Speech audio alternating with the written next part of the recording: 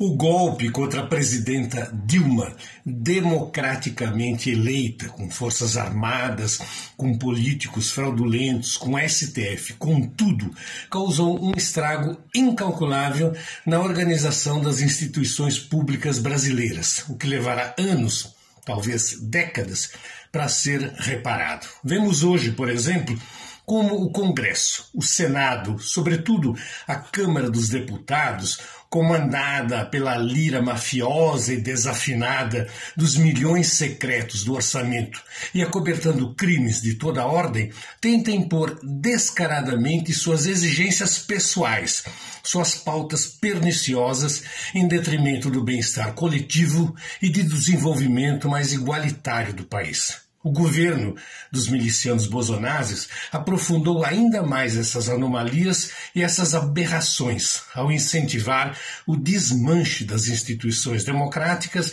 e o ataque irresponsável às riquezas e às conquistas do país feitas pelas últimas gerações. Neste contexto, os sabotadores bolsonaros do Banco Centrão, ocupado por aves de rapina, mostram-se empenhados em dilapidar os cofres públicos e colocar empecilhos diversos para impedir o crescimento econômico e a distribuição um pouco mais igualitária de nossas riquezas. Essas imposturas desastrosas para o avanço da democracia no país exigem de todos posicionamentos mais firmes e atitudes mais corajosas para enfrentar essas quadrilhas mafiosas e defender a liberdade, a igualdade de direitos, a distribuição de renda e a justiça social.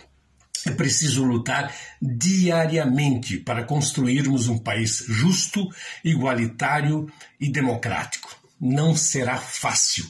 Vamos juntos.